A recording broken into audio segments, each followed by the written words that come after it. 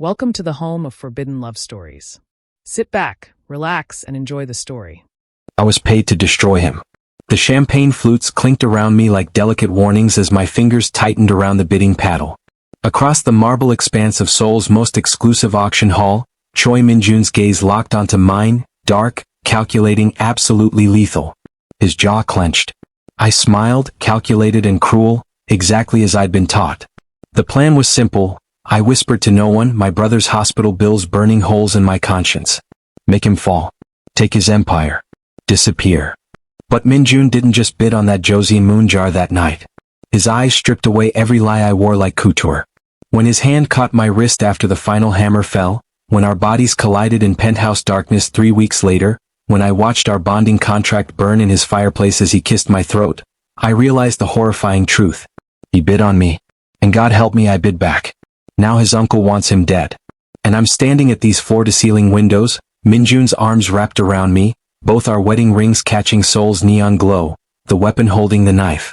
If you're just joining us, subscribe to the channel for more interesting boys' love story. Here's what you need to know. Chapter 1, The Auction. The designer suit felt like a funeral shroud against my skin as I stood in the marble lobby, surrounded by Seoul's elite dripping in generational wealth I'd never touch again. My hands trembled despite the beta blockers I'd swallowed dry in the taxi. The burner phone buzzed against my ribs, Sung-ho's final reminder burning through the borrowed Armani. Remember, make him notice you. Bid against him. Make it personal. Or your brother dies. 3 weeks ago, I'd been Lee Ji-hoon, the eldest son of a collapsed textile empire, spending 18-hour shifts between 2 convenience store jobs to cover even a fraction of Ji-woo's medical bills. Stage 4 leukemia doesn't care about your pride or your family's former prestige. It just devours and devours until there's nothing left but debt and desperation. Then Choi Sung-ho appeared in the hospital cafeteria like a demon in Hermenegildo Zegna, sliding a black folder across the sticky table. Your brother needs Switzerland's best oncology center. I need you to seduce my nephew. Simple transaction. The numbers made my vision blur. 5 billion Korean wons total. Treatment, debts, everything erased. All I had to do was make Choi Min-jun fall, marry him using some archaic omega clause in his grandfather's will, then help drain the Choi empire from the inside until Sung-ho could claim it. And if I refuse? I'd whispered. Sung-ho's smile was surgical. Ji-woo's current hospital has been very accommodating. Accidents happen in oncology wards. Medication errors. Such tragedies. So here I stood, drowning in borrowed clothes and borrowed courage, about to destroy a man I'd never met to save the only family I had left. The auction hall doors opened like the gates of hell, dressed in crystal chandeliers and hushed wealth. I stepped inside and the air shifted, 300 pairs of eyes cataloging my presence, my unknown face, my threatening beauty. I'd starved myself for a week to fit the aesthetic. Omegas like me were supposed to be decorative, unthreatening. Then I saw him. Choi Min-jun sat in the center section, 4th row, posture screaming bored predator. Dark suit tailored to emphasize the lethal alpha build underneath. Sharp jaw. Sharper eyes that hadn't found me yet. Seoul's ice prince, the tabloids called him. 28 years old and already controlling a $1 trillion empire with hands rumored to be as cold as his heart. Our eyes met across 200 seats and a universe of difference, and something in my carefully constructed plan began to crack. Lot 47, the auctioneer's voice sliced through my spiraling thoughts. Joseon Dynasty moon jar, circa 1750. Estimated value 300 million Korean wons. Opening bid. Min-jun's paddle rose with the enthusiasm of someone buying groceries. 350 million Korean wons. This was it. My cue. My brother's life suspended in the balance of my next breath. My paddle went up. 400 million Korean wons. The silence was exquisite and terrible. Every omega in that room had apparently learned to never, ever challenge Choi Min-jun. I watched his head turn slowly, predator tracking unexpected prey. His nostrils flared slightly. He was scenting me even through the industrial strength suppressants I'd layered on. Wild jasmine and steel, Sung-ho had said my natural scent was unusual, memorable, useful. 500 million Korean wons, Min-jun said, voice dropping half an octave, eyes never leaving mine. I smiled, the expression I'd practiced in my cracked bathroom mirror for 3 days. Calculated. Fearless. Completely false. 650 million Korean wons. Murmurs rippled through the crowd like I'd just committed social suicide. Maybe I had.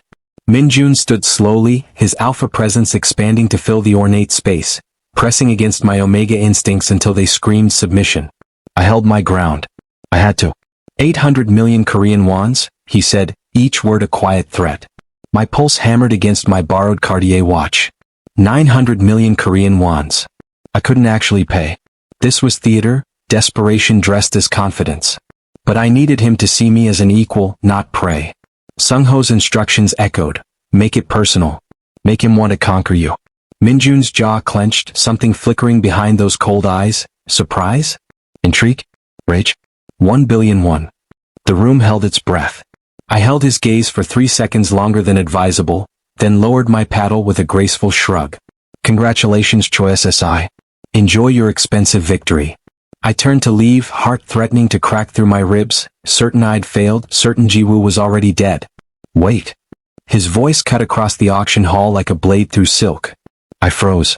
Footsteps approached, expensive leather on marble, and then he was there, towering over me, close enough that his scent, cedar and smoke and something darkly magnetic, overwhelmed my suppressants.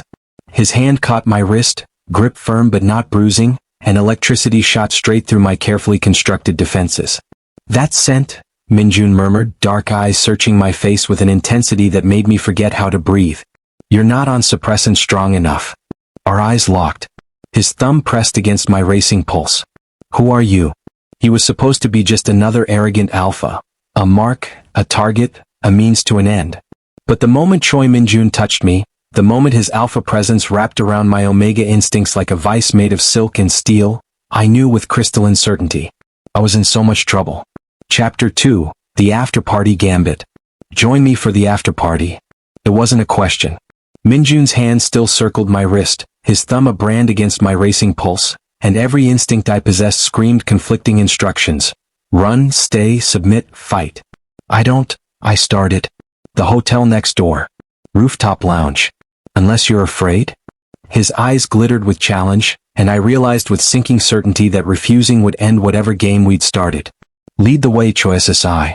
This was the plan anyway. Sung-ho's instructions. Get close. Make him want you. Make him need you. I just hadn't expected it to happen in the first 30 minutes. The rooftop lounge was everything Seoul's elite promised themselves. Floor-to-ceiling glass overlooking the Han River's glittering sprawl, champagne flowing like water, beautiful people in beautiful clothes pretending their wealth made them immortal. Min-jun guided me through the crowd with a possessive hand at the small of my back, and I felt every eye track us, calculating, judging, envying. He cornered me near the glass balustrade, the city spreading 60 floors below like a constellation of broken promises. His body blocked the party's view, creating an intimate pocket of space that felt dangerously private. You bid like you had the money, Min-jun said quietly, studying me with those predator eyes. You don't. I had you researched during the drive over. Lee Ji-hoon. Former textile family, now working 2 convenience store jobs. He stepped closer. So what was that performance? My heart slammed against my ribs, but I channeled every ounce of false confidence I'd spent 3 weeks building. Maybe I just enjoy watching alpha scramble. Your ego is showing, Choi SSI. His alpha pheromones flared, cedar and smoke intensifying until the air felt thick with dominance. I should have felt intimidated, should have lowered my eyes, should have submitted like every omega instinct demanded. Instead I felt drawn, pulled. My body responding to his in ways that had nothing to do with Sung-ho's plan and everything to do with biology I couldn't control. Careful, Min-jun murmured. Challenging alphas can be dangerous for pretty omegas. Dangerous. I tilted my head, forcing my voice steady. You paid 1 billion won for a ceramic jar out of spite. That's not dangerous. That's petulant. Something flickered in his expression. Surprise, maybe respect. You have opinions on art acquisition strategy? I have opinions on ego. The champagne was making me reckless, or maybe it was the way he looked at me like I was the most interesting thing he'd encountered in years. That moon jar was worth 400 million Korean wons maximum. You paid over twice that just to, what? Prove you could. To make you look at me the way you are right now. His voice dropped, intimate and deadly. Like I'm the most dangerous thing in the room. We fell into verbal sparring, art philosophy bleeding into business ethics, corporate responsibility, the violence of hostile takeovers. I forgot to be careful, forgot I was supposed to be a desperate omega playing a part. Words tumbled out, Analysis of merger tactics and shareholder manipulation that I'd learned during my family's collapse. Watching vultures circle our dying company. Min-jun's eyes sharpened. You know corporate law. Too late I realized my mistake. I read. You read like someone who's been on the wrong end of a takeover. He leaned closer, breath ghosting across my lips. You're either very clever or very foolish. Which is it, Omega? My heart hammered so hard I could taste it. Why not both? His control cracked like glass under pressure.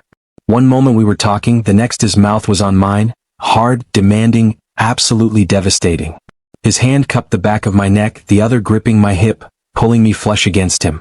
The kiss tasted like expensive champagne and terrible decisions. I should have pulled away. This was too fast, too real, too far outside Sung-ho's careful timeline. But my Omega instincts shrieked mate mate mate with such ferocity that my hands fisted in his jacket, pulling him closer instead of pushing away. Min-jun growled low in his throat, the sound vibrating through my chest, and I was drowning, forgetting every reason this was wrong. My phone buzzed violently against my ribs. We broke apart, both breathing hard. Min-jun's pupils were blown wide, his careful control shattered across his sharp features. I looked wrecked, I knew, lips swollen, hair mussed, the image of an Omega thoroughly compromised. I fumbled for my phone with shaking hands. Sung-ho's message glowed accusatory. Perfect. Book set. Now reel him in. Nausea twisted my stomach. I shouldn't have, Min-jun started, running a hand through his hair, and for the first time he looked uncertain. Vulnerable. Come to dinner tomorrow. Let me apologize properly for that.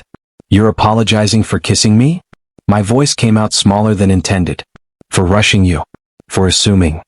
His eyes searched mine and God help me, he looked genuine. You fascinate me, Lee Ji-hoon. I want to know why. I should have said no. Should have played harder to get, stretched the timeline, maintained control. Okay, I whispered instead, hating how real his expression seemed, hating myself more. The taxi ride home cost 15,000 Korean wons I couldn't spare. I checked my banking app out of habit, expecting the usual 847 Korean wons balance that mocked me daily. 50,847 Korean wons. The first installment. Anonymous deposit, untraceable, exactly as Sung-ho promised. My brother's photo stared back from my phone wallpaper. Jiwoo smiling in his hospital bed, bald from chemo, holding up a peace sign with fingers too thin. The photo was 3 weeks old. He'd lost more weight since then. One kiss bought my brother 6 months of life. How many kisses would it take to kill a man? I closed my eyes against Seoul's neon bleeding through the taxi window, Min-jun's taste still on my lips, and wondered which one of us would die first. Him from my betrayal or me from the guilt of it. Chapter 3, The Grandfather's Will. The restaurant occupied the entire 63rd floor, and Min-jun had reserved all of it. Just us, a handful of silent staff, and Seoul glittering below like someone had shattered the stars and scattered them across concrete. This is excessive, I said, because someone had to acknowledge the insanity of renting an entire Michelin-starred floor for 2 people. I don't like audiences.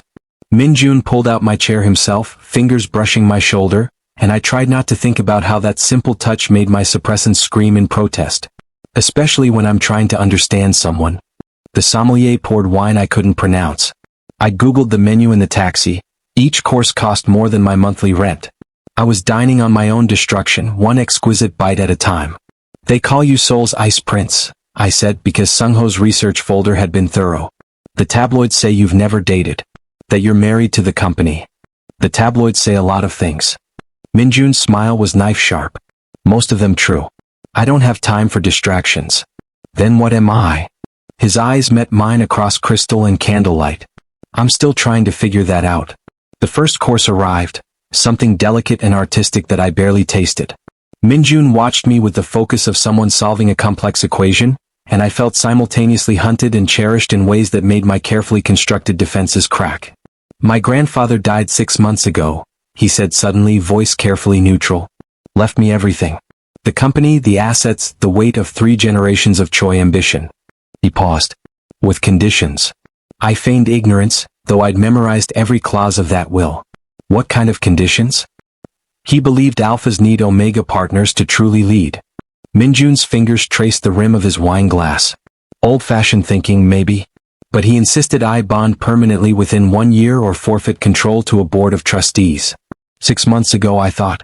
That means 6 months remain. I searched for the right word. Archaic. He was 90. Archaic was his specialty. Something flickered across Min-jun's face, grief maybe or regret. But he wasn't wrong about everything. The restaurant blurred, replaced by memory, not mine, but Min-jun's story filling the spaces between courses. His grandfather in a hospital room, for lines and monitors tracking the end of an era. Byung-ho's final words delivered in a voice wrecked by cancer. Your father was poisoned, Min-jun. I couldn't prove it, but I know. Don't trust Sung-ho. I already knew this. Sung-ho had bragged about it during our second meeting, whiskey-drunk and careless. How he'd slowly poisoned his own brother over 18 months, symptoms mimicking natural illness, fooling even the best doctors. Find someone who sees you, the grandfather had whispered. Not the empire. Not the money. You. The will's clause was specific. Min-jun had 12 months to form a registered Omega bond, and that Omega had to pass a competency evaluation by the board. Prove they weren't just a pretty face or a gold digger.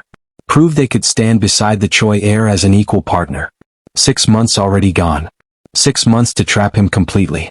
I haven't even looked for candidates, Min-jun admitted, pulling me back to the present. The main course sat between us, cooling. Most Omegas just see the money. The power. They perform competence like it's an audition. His eyes found mine. You challenged me. When's the last time anyone did that? My chest tightened with guilt so visceral I could taste it beneath the wine. Maybe you're not as scary as you think.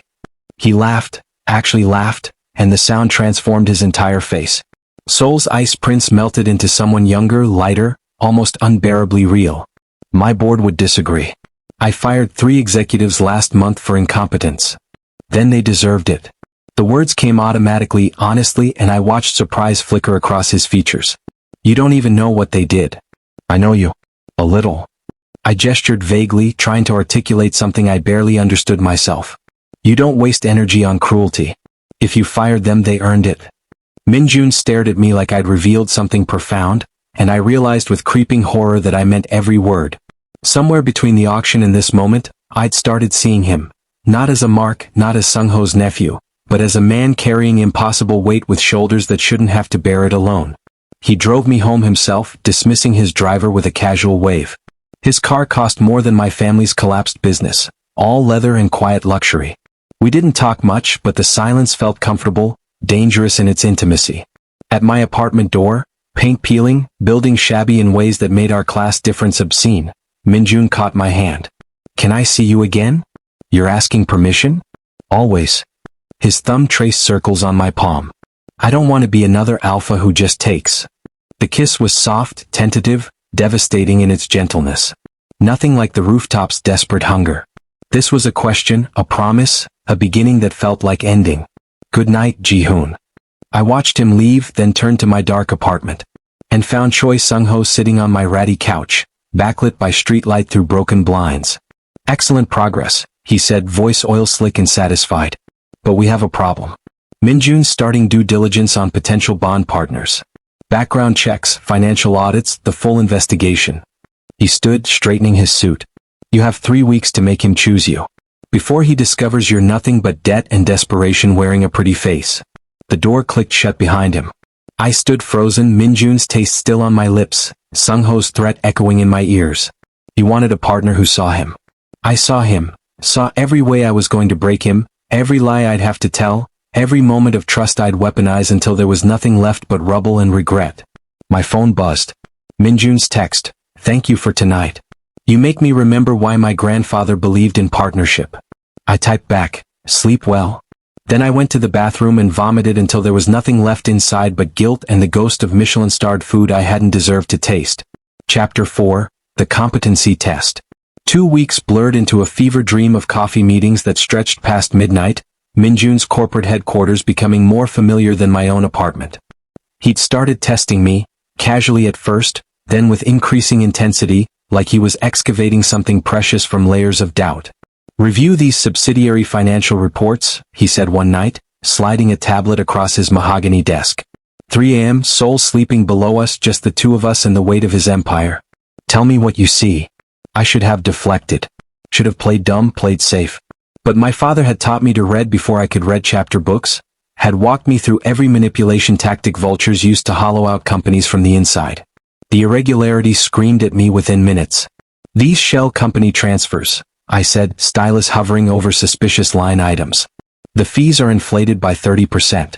And here, consulting payments to firms that don't show up in any business registry database. My stomach dropped as the pattern emerged. Someone's embezzling. Systematically. For years. Min-jun went very still. My own auditors missed these. How did you? My family used to run a business. The lie of omission tasted like ash. I learned young. Usually from watching people steal from us. I didn't realize I was uncovering Sung-ho's theft. Didn't know these shell companies led directly to the uncle who'd orchestrated everything. I just saw the crime, clean and obvious, and handed Min-jun the knife to gut his own family. His expression shifted, respect, wonder, something that looked dangerously like trust. Ji-hoon, I need someone like you. Someone who sees what I miss. Someone who sees the traps before you walk into them, I thought, while I'm busy setting new ones. 3 days later, Min-jun invited me to the family estate. Not the corporate penthouse or public restaurants, but the ancestral home in Songbuk-dong where generations of Choi power had been born and buried. I've never brought anyone here, he said, leading me through halls lined with family portraits that judged my poor bloodline with oil-painted eyes. Not even past arrangements. He said the word like it hurt. Like every Omega before me had been a transaction, a disappointment, a role to fill rather than a person to know. The study hit me like a physical blow, preserved exactly as his father had left it. Books still open, reading glasses on the desk, a cold cup of coffee crystallized with age. Photos everywhere. Young Min-jun on his father's shoulders, both grinning. Teenage Min-jun accepting some award, his father's proud hand on his shoulder. The last photo, Min-jun at 24, already hardened, standing beside a hospital bed. He was everything I wanted to become, Min-jun whispered. Strong without cruelty. Powerful without arrogance. His voice cracked. Someone poisoned him. Slow. Deliberate. I watched him die over 18 months and couldn't stop it. Sung-ho, I thought, nausea rising. Your uncle murdered him and you don't even know. I couldn't tell him. Couldn't reveal how I knew. So I did the only thing I could. I touched his face, gentle, and let him see the grief I carried too. I'm sorry, I whispered, meaning it more than I'd meant anything. Min-jun pulled me close, his face buried in my neck, breathing deep.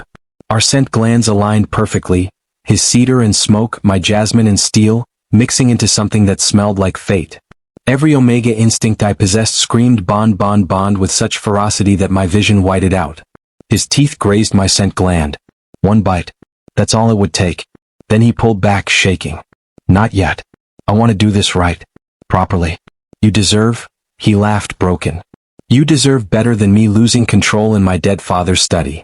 The fact that he stopped, that he respected me enough to wait, made everything so much worse. That night, Sung-ho appeared in my apartment like a demon summoned by guilt. He threw photos on my kitchen counter. Ji-woo in his hospital bed, skeletal for lines everywhere, looking worse than I'd ever seen him. The treatment's being delayed, Sung-ho said casually, examining my peeling wallpaper. Funny how paperwork gets lost. Medical authorizations, payment confirmations. Such bureaucratic nightmares. My hands shook picking up the photos. What did you do? Nothing yet. But I will. He stepped closer, all pretense of charm abandoned.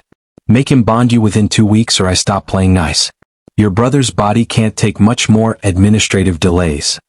I'm trying. He wants to wait. Then manufacture a crisis. Sung-ho pulled a small medical vial from his pocket, set it on the counter with a click that sounded like a death sentence. An Omega in heat is hard to resist. Especially one Min-jun already wants so desperately. Heat-inducing medication. Illegal, dangerous, guaranteed to trigger bonding instincts in any nearby alpha. You're insane, I breathed. I'm practical. Use it within 2 weeks or Ji-woo's next medication error will be his last. He headed for the door, paused. Min-jun's due diligence is getting closer to your real background. The clock's ticking, Ji-hoon. Choose wisely. The door clicked shut. I stared at the vial, small, innocent, absolutely devastating. My suppressant sat on the counter beside it, my choice laid out in pharmaceutical form. Force a bond through artificial heat, violate every shred of trust Min-jun had given me, become the monster Sung-ho wanted. Or watch my brother die because I'd grown a conscience at the worst possible time. My phone lit up. Min-jun's text. Thank you for today. For seeing me. For being real when everyone else performs. You're making me believe in my grandfather's wisdom. I picked up the vial, hands trembling. The liquid inside caught the light, beautiful and terrible. Love or survival? Why couldn't I have both? Why did saving one person require destroying another? Ji-woo's laugh echoed in my memory, bright, innocent, untouched by the violence I was drowning in. He was 22. He deserved Switzerland's best doctors, remission, a life not haunted by our family's collapse. Min-jun's face flashed next, vulnerable in his father's study, trusting me with grief he'd shown no one else. The vial felt like a grenade. One choice. Two casualties. No winners. I unscrewed the cap. Chapter 5, The Forced Heat. I stared at the empty vial for 3 hours before I made my choice. Not the choice Sung-ho wanted. Not the choice that would save me. The choice that might let me live with myself, even if Ji-woo couldn't. I took the heat inducer. But I'd tell Min-jun everything first. The blackmail, the plan, Sung-ho's murder of his father. I'd confess before the heat took hold, give him the choice to walk away and face whatever consequences came after. At least I'd die honest. The drug hit my system in the taxi to his penthouse. Faster than I'd expected. My skin felt too tight, too hot, suppressants failing catastrophically as my body recognized what I'd done and began the inevitable cascade. I had maybe 20 minutes. Enough time to confess. Enough time to let him throw me out before I became a biological trap. Min-jun opened the door in casual clothes, soft sweater, no armor of expensive suits, and his smile died the moment he caught my scent. Ji-hoon? What's wrong? There's something I need to tell you. My voice shook, vision already blurring at the edges. About how we met. About the auction. Min-jun, The heat hit like a freight train. One moment I was standing, the next I was collapsing, the world tilting sideways as every nerve ending ignited. I felt Min-jun catch me, heard his sharp intake of breath as my uncontrolled pheromones flooded the space between us. Where are your suppressants? Ji-hoon, talk to me. I'm sorry, I gasped, clinging to his sweater as waves of need crashed through me. I'm so sorry, I didn't mean, it wasn't supposed to happen this fast. His pupils dilated, nostrils flaring as his alpha instincts recognized an omega in heat. His omega, his hindbrain screamed, even though we weren't bonded yet. I felt his rut beginning, pheromones answering mine in a devastating biological symphony. You need to leave, I managed even as my body arched toward him. Please Min-jun, I can't, I don't want to trap you. He carried me to his bedroom, jaw clenched with the effort of maintaining control. Laid me on sheets that smelled like cedar and smoke and safety. I was crying, terrified and desperate and hating myself with every fiber of my being. You should go, I sobbed. I tried to tell you I wanted to confess first, but now, God, now you'll think I did this on purpose. Hey, look at me. Min-jun's forehead pressed to mine, his hands cradling my face with devastating gentleness despite the rut burning through his veins. Breathe. Just breathe. You don't understand. I was supposed to, the words fractured under another wave of heat. You think this would be a trap? His voice cracked. Ji-hoon, I've wanted this since the auction. Since you looked at me like I was just a man, not an empire or a title or a prize. His thumb traced my cheekbone. If you'll have me, if you want this despite everything, I'm yours. You don't know what you're saying? I know exactly what I'm saying. His teeth grazed my scent gland and I whimpered. Ask me. Ask me to bond you. Give me your consent and I'll give you everything. The heat made thinking impossible. But beneath the biological imperative, beneath the pheromones and desperation, I felt something terrifyingly real, the want that had nothing to do with Sung-ho's plan and everything to do with the man who'd showed me his father's study, who'd laughed at my audacity, who'd waited because he wanted to do things right. Please, I whispered. Please Min-jun, I need. His mouth claimed mine, desperate and claiming. Consent given through kisses and whispered please, and the moment his teeth sank into my scent gland, the world exploded into sensation so intense I couldn't breathe. The bond snapped into place, soul deep, permanent, irrevocable, and I felt him, his emotions flooding through the connection. Want, protection, something that felt dangerously like love. Hours blurred. Heat and rut burning through us both, the bond strengthening with every touch, every desperate joining. When consciousness finally returned, we lay tangled together, his bonding mark vivid on my neck, mine on his. You're mine now, Min-jun whispered against my hair. I'll protect you from everything. My heart shattered. But who'll protect you from me? I woke first, dawn bleeding through floor-to-ceiling windows. The bonding mark on Min-jun's neck looked like an accusation. Evidence of the trap I'd sworn I wouldn't spring, even though I'd tried to confess, even though the heat had stolen my chance at honesty. This wasn't supposed to feel real. Sung-ho's plan depended on cold calculation, not this aching tenderness spreading through my chest like poison. "Good morning, mate." I turned to find Min-jun already awake, watching me with eyes so soft I wanted to claw my own skin off. The word, mate, destroyed something fundamental inside me. Min-jun. His phone shattered the moment, ringing with the aggressive tone reserved for corporate emergencies. He answered, still holding me close. "What?" His assistant's voice carried across the line. "Sir, the board is demanding an emergency meeting. Someone leaked that you've bonded. They're invoking the grandfather's clause for competency evaluation. This week." Min-jun's jaw clenched. "Who leaked it?" "Unknown. But they're pushing hard. If the Omega doesn't pass evaluation, the bond can be challenged under the will's provisions." "Fine. Schedule it." He hung up, turned back to me. "Don't worry. You'll pass easily. You're brilliant, capable." My phone buzzed. Sung-ho's text glowed accusatory. "Phase 2 begins. Time to perform, little Omega. The board evaluation is your stage. Make sure Min-jun's enemies, my allies, see exactly what I need them to see. Fail and Ji-woo's treatment stops permanently." I stared at the bonding mark on Min-jun's neck, felt our connection humming with trust and affection and everything I was about to weaponize. I bonded with him to destroy him. Why does it feel like I destroyed myself instead? Ji-hoon. Min-jun's thumb traced my cheek. "What's wrong?" "Everything. Nothing. The end of the world wrapped in silk sheets and morning light."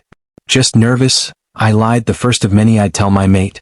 About the evaluation." He kissed my forehead. "You'll be perfect. I know you will." That was the problem. He knew. He trusted. He believed. And I was going to prove him devastatingly wrong. Chapter 6. The Boardroom Battle.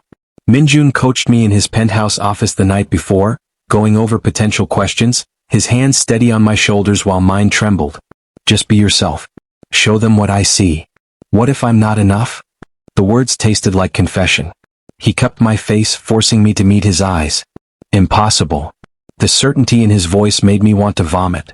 He believed in a version of me that existed only in lies and desperation, and tomorrow I'd either cement that fiction or watch it crumble, taking Ji-woo with it.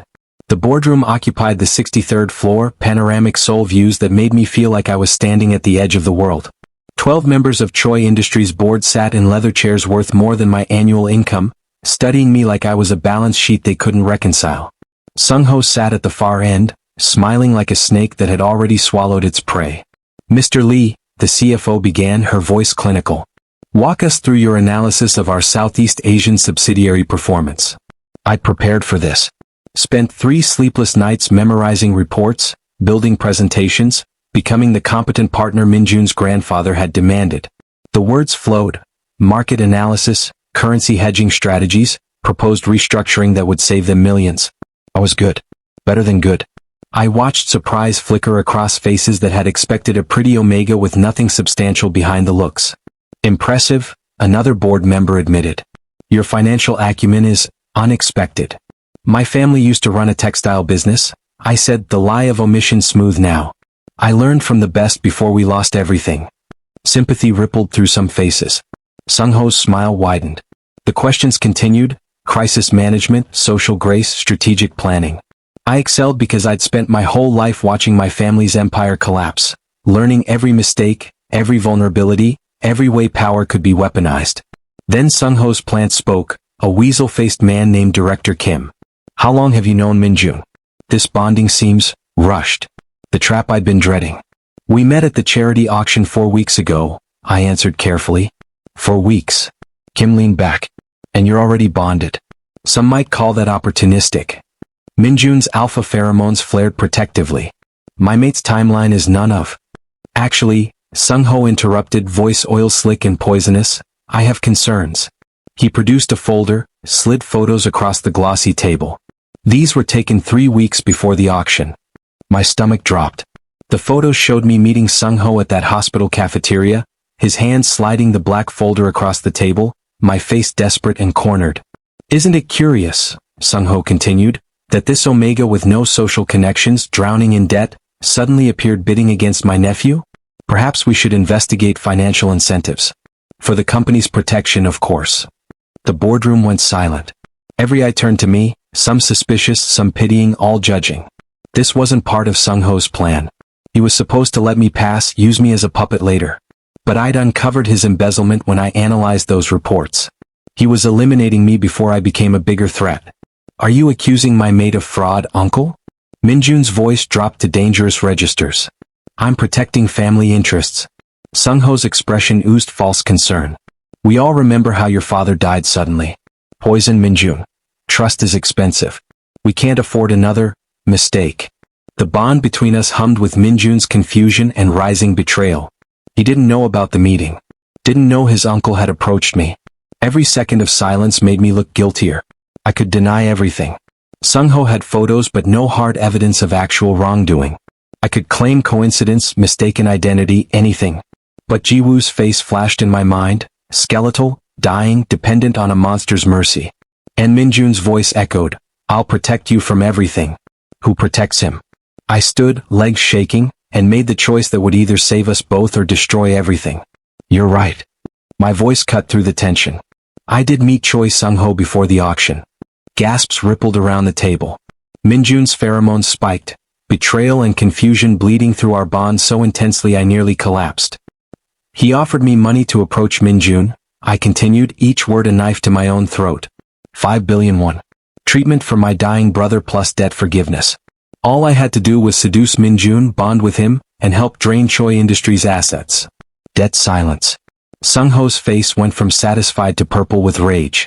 I refused, I said, meeting Min-jun's devastated eyes across the table, because I don't do business with murderers. You have no proof of, Sung-ho started. I pulled out my phone, hands surprisingly steady. You confessed to poisoning Min-jun's father during our first meeting. Told me how you'd done it over 18 months, symptoms mimicking natural illness. You were drunk, careless, proud. I set the phone on the table. I recorded everything. Would the board like to hear? The recording played in the suffocating silence. Sung-ho's voice, slurred with whiskey and arrogance, detailing every step of his brother's murder. How he'd bribed doctors, forged prescriptions, watched his brother die slowly while positioning himself as the grieving, supportive sibling. Security moved before he could run. Sung-ho screamed accusations, threats, promises of legal destruction, but his voice faded as they dragged him from the boardroom. I stood frozen, phone still on the table, evidence of both his crimes and my lies laid bare. Min-jun stared at me, expression unreadable. I knew my uncle approached you? And you didn't tell me? You recorded him confessing to murder and never... His voice cracked. How long were you planning to keep this from me? The bond screamed with his emotions. Betrayal, confusion, hurt so deep I felt it like physical wounds. Every board member watched our private devastation play out in corporate theater. I tried to tell you, I whispered. The night of the heat. I came to confess everything but the drugs hit too fast and then we bonded and I... Get out. Min-jun's alpha command made every omega instinct I possessed scream submission. All of you. This meeting is over. The board fled like water. Only we remained, mates divided by truth that felt like another betrayal. I chose him over survival. Burned my only leverage, destroyed Sung-ho's plan, sacrificed Ji-woo's guaranteed treatment. So why does the truth feel like I betrayed him worse than any lie? Chapter 7, The Fracture. I found him in the penthouse 3 hours later, drinking whiskey in the dark. The Seoul skyline glittered through floor-to-ceiling windows like the world wasn't ending, like we hadn't just detonated our entire relationship in front of 12 witnesses. Let me explain everything. Which part? Min-jun's voice was dead, emptied of everything that had made it his. You didn't look at me. That you knew my uncle targeted me? That you recorded him confessing to murder but never came forward? His glass trembled. Or that did you take money from him? The question landed like a bullet. Yes. No point lying now. 50 million won. First installment after the rooftop kiss. I watched his shoulders stiffen, watched the last bit of hope drain from his posture. My brother has stage 4 leukemia, I continued, tears streaming unchecked. Medical bills we couldn't pay, treatment we couldn't afford. Sung-ho offered 5 billion total, Switzerland's best facility, debt forgiveness, everything. I was desperate, Min-jun. But I never went through with it, I couldn't. You let me bond you while lying. He finally turned, and his face was devastation wrapped in alpha control. Do you understand what that means? A bond built on deception poisons everything. Every instinct I have screams that you're my mate, but my mind knows you approached me as a weapon. I tried to tell you. That night before the heat, I came to confess, but the drugs. Drugs? His eyes widened with fresh horror. What drugs? The confession ripped out of me like shrapnel. The heat inducer Sung-ho had given me. The impossible choice between forcing a bond or watching Ji-woo die. How I'd planned to confess first, but the medication worked faster than expected. You drugged yourself? Min-jun staggered back like I'd struck him. To trap me? To save him. My voice broke. You don't understand what it's like to watch someone you love dying while you're powerless, while every day they fade a little more and you can't do anything except watch. No.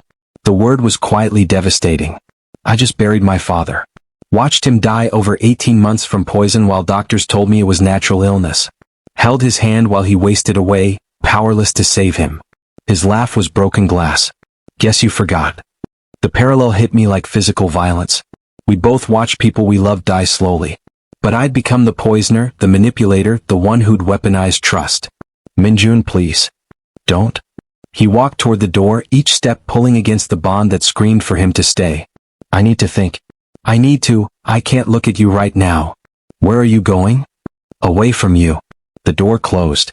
I collapsed on his marble floor, our bond stretching painful and taut, and sobbed until there was nothing left. The media explosion started within hours. Sung-ho, facing criminal charges and cornered, went scorched earth from his holding cell. My debt history leaked first. The convenience store jobs, the collection notices, the desperate poverty I tried to hide. Then came fabricated prostitution rumors, photoshopped images, witnesses who swore they'd seen me with various alphas for money. Omega conman seduces Choi heir. Gold diggers' elaborate scheme exposed. Did Ji-hoon Lee drug the Choi alpha? My phone wouldn't stop ringing. Reporters camped outside my apartment. Social media turned me into Seoul's most hated Omega, the beautiful snake who'd trapped an innocent alpha, the desperate whore who'd sold himself for billions. Then Ji-woo called. Hyung. His voice was small, broken, exactly like when he was 7 and our parents died. What did you do? Ji-woo. The news says they're saying terrible things. That you're he sobbed. The hospital staff keeps staring at me. They know. Everyone knows. I'm sorry. The words were ash. I'm so sorry. I was trying to save you. By destroying yourself? By destroying everything? His breathing was ragged. I'd rather die than watch you become this, Hyung. I'd rather. The line went dead. I stared at my phone, numb, until someone knocked. Min-jun's assistant stood at my door, expression professionally neutral despite surely having seen the news. Mr. Lee. She handed me a folder. Mr. Choi isn't speaking to anyone currently. However, he wanted you to know, your brother's full medical bills have been paid. Switzerland transfer confirmed this morning. All treatment, all specialists, everything. My hands shook taking the documents. 5 billion won. Transferred from Min-jun's personal accounts, not company funds. Also, she continued carefully, he's filed legal protection orders against Choi Sung-ho and any associates targeting you. The bond? She paused. He's not challenging it. The board evaluation stands. You passed. Why would he? I don't presume to know Mr. Choi's mind. But her expression softened slightly. Though I imagine the bond works both ways. He feels what you feel. Knows what's true beneath the lies. She left. I sat holding documents that proved Min-jun had saved my brother despite everything, despite the betrayal, the manipulation, the drugs, the lies that had poisoned our bond from the start. My phone buzzed. Min-jun's text, first communication since he'd walked out. I need time. Don't follow me. Not I hate you. Not I'm dissolving the bond. Just time. The bond hummed between us, stretched thin but unbroken. Through it, I felt his emotions, hurt, confusion, betrayal, but underneath, something that felt dangerously like he was trying to understand. Trying to reconcile the Omega who'd recorded his uncle's confession with the one who'd drugged himself into heat. The weapon with the person. I stared at the Switzerland transfer confirmation. At Ji-woo's name on treatment authorization forms. At legal protection orders that meant Min-jun was still guarding me even while hating me. He saved my brother even after learning I was a lie. How do you repay someone you've already destroyed? How do you earn forgiveness from the man whose trust you weaponized, whose love you manipulated, whose bond you poisoned with deception? The answer sat in my chest like a stone. You don't. You just carry the weight of what you've done and hope somehow, someday the debt becomes something other than impossible. My phone lit up again. Not Min-jun this time. Ji-woo, The doctors say I'm going to Switzerland next week. Full treatment. They say someone paid for everything. Hyung, was it him? After everything? Me, yes. Ji-woo, then you have to fix this. Whatever it takes. He saved my life. Now save his. I stared at the message until the screen went dark, then typed the only response that mattered. I will. Or die trying. Chapter 8. The Uncle's Final Play. The text came 3 days after Min-jun walked out. Unknown number, image attachment. Ji-woo unconscious in a wheelchair, being loaded into a van outside his hospital. Come alone. Abandoned textile factory, Guro district. Tell anyone and the boy dies. You have 2 hours. My hands shook so violently I nearly dropped the phone. Sung-ho. Cornered and facing murder charges, he'd gone full scorched earth, and my brother was the match. I should have called Min-jun. Should have called police. Should have done anything except what I did. Swallow illegal bond blockers that tasted like battery acid and take a taxi to my own probable death. The blockers worked fast, severing the connection between us until Min-jun's presence in my mind faded to static. It felt like amputating part of my soul, but I couldn't risk him feeling my fear, tracking me, walking into whatever trap Sung-ho had prepared. The factory was exactly what nightmares promised.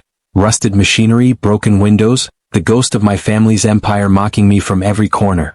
This building had been ours once before the collapse. Now it was just a tomb waiting to be filled. Ji-woo was tied to a chair in the center, duct tape across his mouth, eyes wide with terror. He looked skeletal, for bruises dark against translucent skin, and rage burned through my fear so intensely I tasted copper. You ruined everything. Sung-ho's voice echoed from the shadows before he stepped into dim light. He looked unhinged, expensive suit rumpled, eyes wild, the charming mask completely shattered. My nephew was supposed to die conveniently after you drained his assets. Inheritance passes to me, I liquidate the company, disappear with billions. He laughed brittle. Simple plan. But you had to grow a conscience. Let him go. Your fight is with me. Oh, I know. He pulled out legal documents, threw them at my feet. Sign these. Transfer your bonding rights to a proxy I control. Give me legal authority over Min-jun's decisions during your mental incapacity. I stared at the papers. Bonding rights don't work like that. They do if you're declared mentally unfit. His smile was surgical. I have 3 doctors ready to certify you as a manipulative omega suffering bond madness, using pheromone coercion to control an alpha. Very tragic. Very believable given recent media coverage. He stepped closer. Sign or I kill the boy and frame you for it. Omega goes insane, murders brother, tragic murder-suicide. Story writes itself. Ji-woo made muffled sounds behind the tape, thrashing weakly. I met his eyes, saw forgiveness there, somehow, and fury at himself for being used as leverage again. If I sign, I said slowly, you'll kill us both anyway. Probably. Sung-ho shrugged. But this way Ji-woo dies quick. Refuse and I make it slow. My hand moved toward the documents. Better to sign by time hope for. The factory doors exploded inward. Min-jun crashed through with 6 security guards, and the bond that I'd thought severed suddenly roared back to life. He tracked me anyway, followed some thread of connection the blockers couldn't fully cut, and his face was murder incarnate. Get away from my mate. Alpha versus alpha. The confrontation was primal and brutal. Sung-ho grabbed Ji-woo's chair as shield, and Min-jun froze, every protective instinct at war with restraint. Security fanned out, surrounding us, but Sung-ho pulled a gun, pressing it to Ji-woo's temple. One more step and the Omega's precious brother dies. The standoff stretched like broken glass. Then Sung-ho's hand shifted, gun moving from Ji-woo to aim directly at Min-jun. You should have died instead of your father. He was weak, but at least he was controllable. You're just... I moved without thinking. Threw myself between them as the gun fired, and pain exploded through my shoulder, white-hot, devastating, the bullet grazing flesh and bone before embedding in the wall behind me. The bond screamed. I felt Min-jun's consciousness fracture into pure feral alpha rage, felt our connection amplify his instincts until he was barely human. He moved like violence given form, disarmed Sung-ho, shattered his arm with a crack that echoed, pinned him to concrete with hands around his throat. Min-jun, I gasped, vision graying. Don't. Please. You're not like him. My voice reached him through the haze. His grip loosened. Sung-ho collapsed, whimpering as security swarmed in with restraints and sirens wailed closer. Ji-woo sobbed as guards freed him. I tried to reach for my brother but my legs wouldn't work, blood soaking my shirt, the world tilting sideways until Min-jun caught me. "You idiot." His voice cracked. "You beautiful, reckless idiot. I'm sorry." The words bubbled up with blood. "For everything. All of it. I'm so. I know." He cradled me carefully, putting pressure on the wound. I felt it through the bond. Every moment you regretted, every choice that killed you, every time you hated yourself for what you were doing. "I know, Ji-hoon. I've always known." The ambulance ride blurred. Ji-woo holding my hand, crying. Min-jun's alpha pheromones wrapped around me like armor. Police statements given through morphine haze. Surgery. Recovery. The whole time Min-jun never left. I woke in a private hospital room, late afternoon sun bleeding through blinds. Min-jun sat beside my bed, holding my uninjured hand, looking exhausted and devastated and somehow still there. "The board approved our bond unanimously," he said quietly. Sung-ho's testimony revealed years of embezzlement. Asset recovery already started. "We won, Ji-hoon. It's over." "Then why do you look so sad?" His thumb traced patterns on my palm. "Because I don't know if you stayed for me, or because you had nowhere else to go. If you threw yourself in front of that bullet out of love or guilt or just—" His voice cracked. "I don't know what's real between us." The question hung like judgment. I'd lied, manipulated, drugged myself into bonding. I'd approached him as a weapon and somehow fallen into something that felt real, but how could he trust that? How could either of us know where the con ended and truth began? "I don't know either," I whispered honestly. "I know I was supposed to destroy you. No, I took Sung-ho's money, played my part, hated myself with every smile and touch." I met his eyes. "But I also know that somewhere between the auction and now, you stopped being a mark and became the person I'd burn the world to protect. You took a bullet for me. I'd take 1,000 more. That's not love, Ji-hoon. That's penance." The truth of it shattered something inside me. He was right. I'd thrown myself in front of that gun partially from love, yes, but also from crushing guilt, from desperate need to prove I wasn't the monster everyone said I was. "Then what do we do?" My voice broke. "How do we fix this?" Min-jun was quiet for a long time. "I don't know if we can, but I'm willing to try. If you are." "Even after everything?" "Even after everything." He leaned forward, pressed his forehead to mine. "Because the bond doesn't lie even when we do. And through it I feel you. The real you. Scared and desperate and trying so damn hard to be better than your worst choices." I took a bullet for him. Exposed Sung-ho's crimes. Saved Ji-woo and destroyed the monster who'd orchestrated everything. But the real question remained, hanging between us like smoke. Would I stay when there were no more bullets to take, no more dramatic sacrifices to perform? When it was just us, the bond, and the slow, difficult work of becoming something real? I didn't know. But I wanted to find out. Chapter 9, The Auction Redux. 6 months after taking a bullet, I stood in the same marble lobby where this nightmare began, wearing a suit I'd bought with my own money, my first legitimate paycheck as a junior analyst at a rival firm. No borrowed couture. No desperate schemes. Just me rebuilt from ashes and determination. The auction house buzzed with Seoul's elite, but this time no one whispered about the Omega conman. They whispered about survival, redemption, the Lee Ji-hoon who'd brought down a murderer and somehow still stood. Lot 89, the auctioneer announced. Matched pair of Joseon Dynasty moon jars, circa 1750. Companion pieces to Lot 47 from our spring auction. Opening bid. My paddle rose steady. 800 million Korean wons. The companion to the jar Min-jun had won that first night. I'd been tracking it for months, saving every one, waiting for this moment. Murmurs rippled through the crowd. Recognition, curiosity, judgment. I held my ground, chin high, no longer the desperate Omega drowning in debt but someone who'd clawed their way to something resembling whole. Then the doors opened. Min-jun entered late, scanning the room until his eyes found mine. 6 months of living separately, of therapy and boundaries and learning how to be people before trying to be mates. 6 months of him rebuilding his trust while I rebuilt myself. Our gazes locked across the crowd, and my heart still stuttered the same way it had that first night. He took a seat across the room. Raised his paddle. 850 million Korean wons. The room held its breath. Were we fighting? Reconciling? Playing some elaborate game they couldn't decipher? I smiled, genuine this time, no calculation. 900 million Korean wons. Min-jun's eyes crinkled with suppressed laughter. 1 billion Korean wons. 1.1 billion Korean wons. My smirk was pure challenge. Are they fighting or flirting? Someone whispered loudly. 1.2 billion Korean wons. Min-jun's voice carried warmth that made the bond between us hum with affection. I lowered my paddle. Let him see the surrender, the choice, the statement I was about to make. Going once, twice. Sold to bidder 47 for 1.2 billion Korean wons won. But I stood, crossed the room while 300 pairs of eyes tracked every step, and stopped in front of Min-jun's seat. Want to know why I bought it? I asked quietly. His expression was carefully guarded, protecting the heart I'd shattered. Tell me. Your grandfathers will said you needed an Omega partner who could stand beside you as an equal. Someone who challenges you. Makes you better. I pulled out a contract I'd had drawn up, hands steady. I bought the matched pair so we'd each own one. Equal. Partners. Not your possession, not your charity case. Your equal. Min-jun took the document, scanning terms that split ownership 50-50, required mutual consent for any sale or transfer. Also, I continued, voice threatening to break, I've been working with the prosecution. My testimony helped convict Sung-ho, 15 years, no parole. And I enrolled in business school. Full scholarship based on merit, not connections. Everything I'm building with my own hands. On my own terms. Why are you telling me this? He set down the contract, studying me like I was a puzzle he was relearning to solve.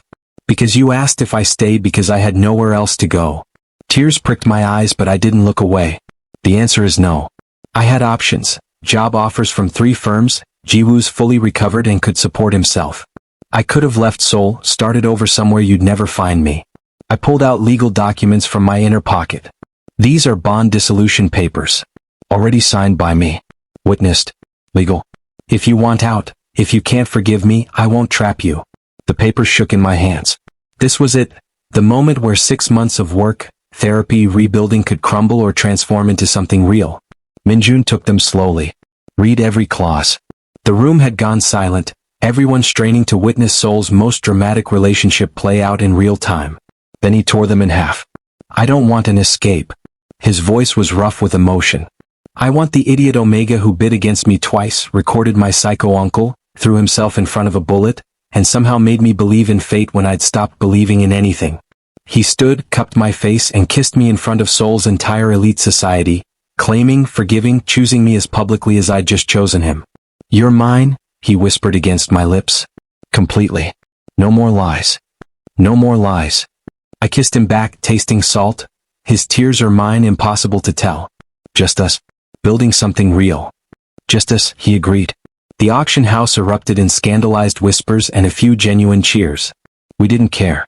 For the first time since this began, we were writing our own story instead of following someone else's script. 1 year later, I stood at the front of Choi Industries' boardroom, officially COO after completing my MBA in record time, presenting quarterly results that showed 23% growth under our joint leadership. Min-jun watched from the head of the table, wedding band catching light. We'd married quietly 6 months ago, just us and Ji-woo and a handful of people who'd earned their place in our rebuilt lives. My phone buzzed. Ji-woo's video call lit up the screen. Hyung. Switzerland accepted my study abroad application. Molecular biology program. I grinned at my brother's healthy, beaming face. Full remission, future bright, the reason I'd started this nightmare and the reminder of why I'd fought so hard to survive it.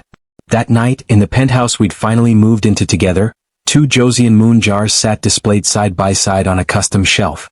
Match pair. Equal halves. Complete. Min-jun wrapped his arms around me from behind as I stood at the windows, Seoul's neon sprawl glittering below like scattered stars. Still think fate is real? He murmured against my neck. I leaned back into his warmth, our bond humming with contentment, hard-won and precious. I think we made our own. One impossible bid at a time. Our reflection stared back from the glass. 2 people who'd started as weapon and target, Khan and Mark, destroyer and destroyed. Who'd somehow survived lies and bullets and betrayal to become something neither of us had planned for. Partners, equals, mates who'd chosen each other not despite our worst moments but because of how hard we'd fought to become better. They said bonding under lies would destroy us.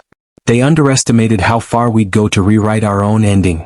One honest choice, one hard conversation, one impossible bid at a time. Come to bed, Min-jun whispered, pulling me away from the view. In a minute. I'm still admiring our matched pair. The jars or us? I turned in his arms, smiled against his lips. Both. Outside, Seoul sparkled and hummed.